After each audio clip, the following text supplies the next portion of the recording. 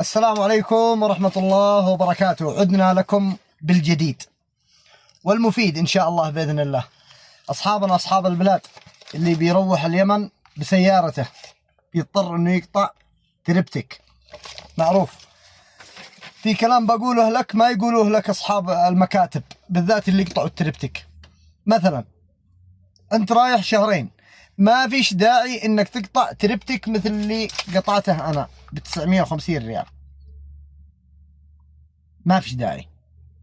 وداعا لهذا الكلام، تقعد شهرين 3 شهور شهر، لا تقطع تربتك سنة، إلا في حالة إنك ناوي إنك تروح وترجع في خلال السنة.